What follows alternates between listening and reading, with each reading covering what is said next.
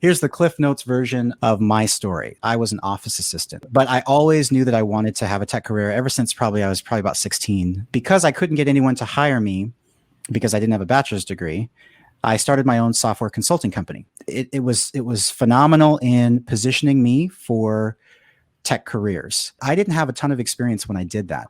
The idea of starting your own business, the idea of having a company sounds way more complicated than it actually is. That's what I did for about, I think 6 or 7 years. During that period, we also partnered with another CEO, and we built a very successful startup called VenScreen. We won a bunch of national awards. I built the entire engineering team. CHANRITH built the business intelligence dashboards.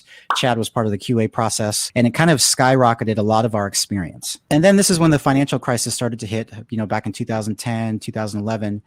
I started losing clients and losing business. And so this is when I went to Expedia. I was able to use the experience that I had as an entrepreneur to kind of navigate Expedia. And when I joined Expedia, I joined at a senior level, and I ended up being an engineering manager and was pretty influential there. After about 3 years, I felt like I kind of outgrew the learning opportunities at Expedia. And so that's when I went to Microsoft. I was at Microsoft for about 2.5 years. I was on the Power BI team, and I was also on the internal, what's called the Microsoft IT organization also. And then after a while, I wanted to try something different. And so here I am at Salesforce. So I've been at Salesforce for almost 2 years now. And I work in the infrastructure organization. In every role that I've had to build teams from the ground up, or build new processes or new services that didn't exist. And when you're a part of high growth companies, you have to get really comfortable with being uncomfortable, because that's what growth feels like. A big part of that is being a really good entrepreneur. And that's something that you guys can start now.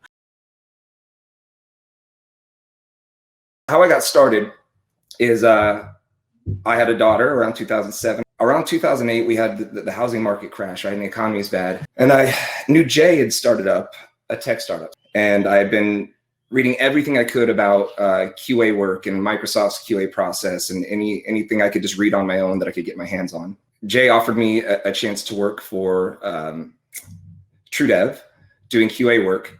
Kept my day job, right? So I was working 2 jobs, and I was working as an investigator for the Department of Licensing, right? So professional licensing services. I was an investigator, nowhere near technology.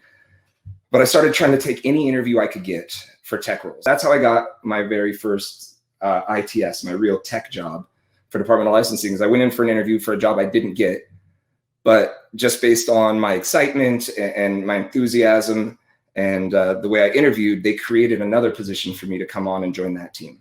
I went from Department of Licensing as an ITS to Marketplace, the health insurance exchange marketplace for Washington. Worked my way up. Within a year, I had gone from QA to QA lead to manager of the QA teams, and then all the way to manager of IT operations for all HB. There's more work than there are talented people in the roles. There's always more to do.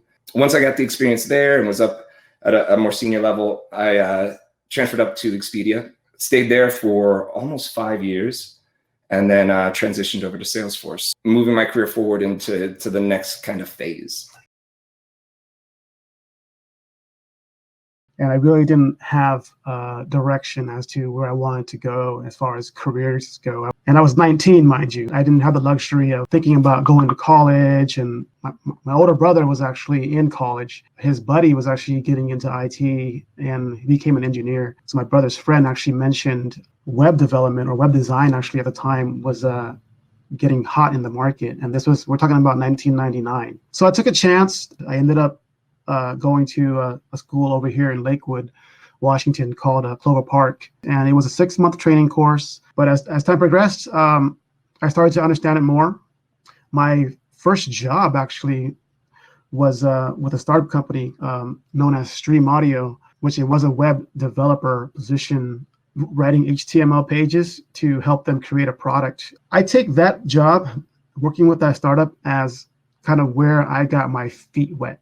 So that was actually an interesting one, and it was about 2 years that I got to stay there until I got laid off when the company got acquired. After Stream Audio got acquired by a company called CHANRITH'S, I was out of a job. I ended up working odd jobs, and ended up at a lumber mill for a little bit there, till I acquired another job for a company called Johnny's Fine Foods. I was actually their webmaster there. I helped create and manage their online store. So shortly after that job, I actually ended up working for the state.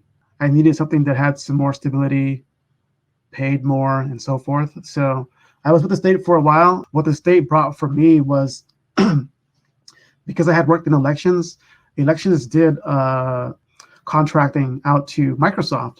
So I networked with a bunch of Microsoft employees and ended up actually getting a phone call one day from Jay. So that was when Jay's startup with TrueDev came about. And yes, every piece of software for every venture that Jay and I had started or created had my hands in there as the designer, the engineer, the database guy, you name it. And that was every single piece. So, Hey, I did a little bit. I engineered a little bit. It just when it got hard. after I left the state, I ended up working in Bellevue, and then later again met Jay, who acquired me and recruited me actually to Expedia. But my story at Expedia is kind of interesting because when Jay had recruited me on, the company was actually at a hiring freeze.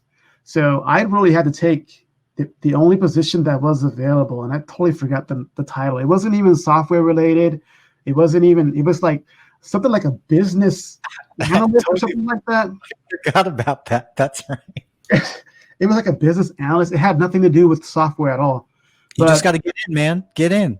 Even though Expedia is a tech company as well, not everybody's tech. So just talking as your regular self can easily get your foot in the door, no matter what position you actually are aiming for. So shortly after, so Jay and I were on the same team. He was my manager. I was a business analyst. I still can't get over that. But I was writing code. I was a business analyst writing code.